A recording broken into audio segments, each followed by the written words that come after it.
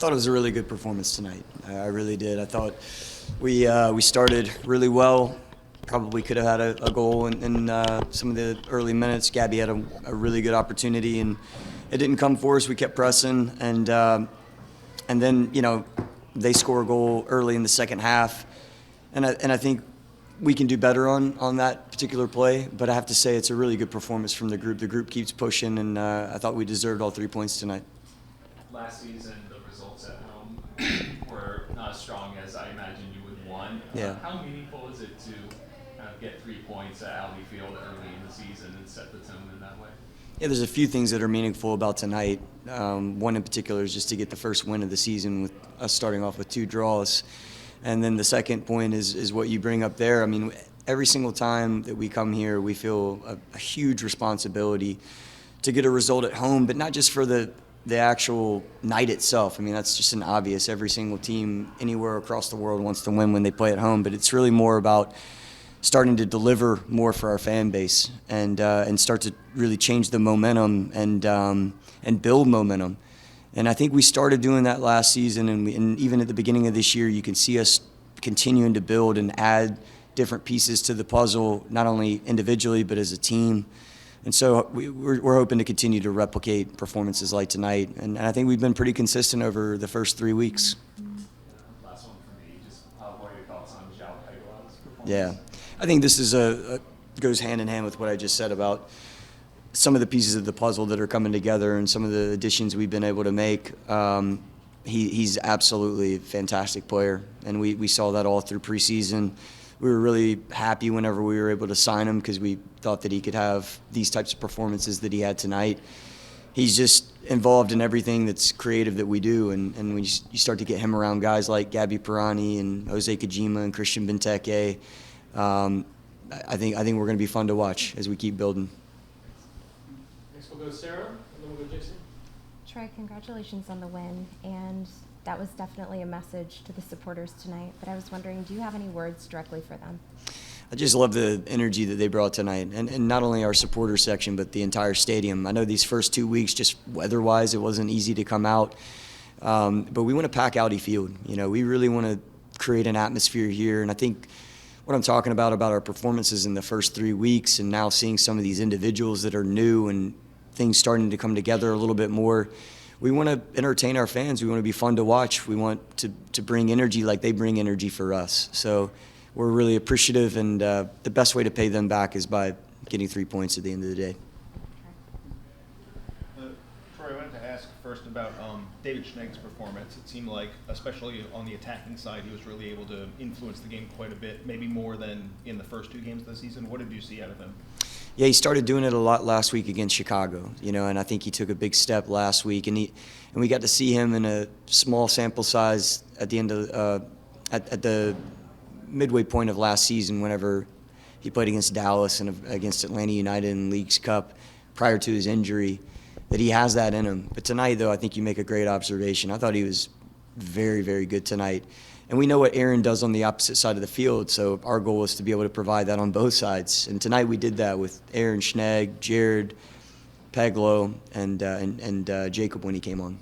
And then that last second, that collision with Kim, have you had any input from the medical staff or anyone about exactly what happened and how he's doing? Yeah, my biggest disappointment was that the situation was there at all. I don't understand this one in terms of why was it called at midfield. That doesn't make any sense to me. And then the situation that comes out of that is one that now we have to be concerned with. And I am concerned with that now because it's a pretty big collision, and we're going to see how June comes out of that. But that situation should never happen. So it's disappointing, and I hope he's going to be okay. Yeah, frequently the game has been built from the back. That is the trend over many years now. Tonight was a lot of long ball instead. Was that planned ahead of time, or did both teams seem to be doing, or did it just flow the game?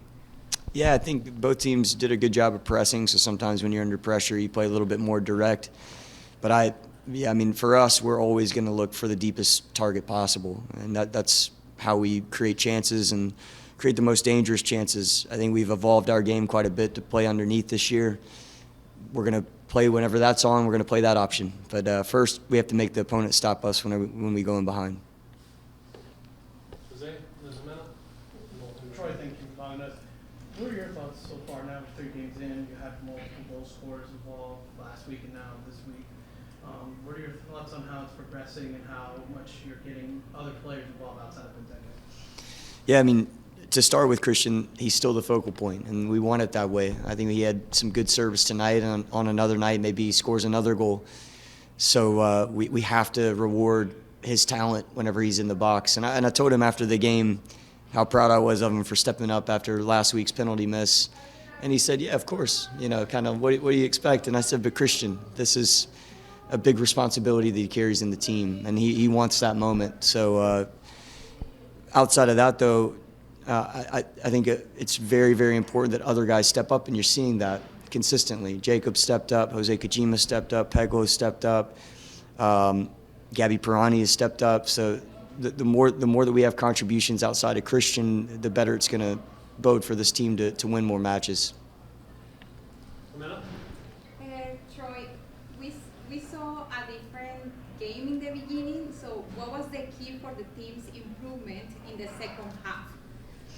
Yeah, I think we started really well. I think there was a point in the first half where we didn't really have our structure with the ball like we wanted to, so we adjusted a little bit at halftime with that. But in the second half, I liked a lot of what we put together. I thought the attack that we had that ended with David Schnegg, and he just missed over the goal at the beginning of the second half. This was one of the best attacks I've seen over the course of my time here, and hopefully we'll have more of those.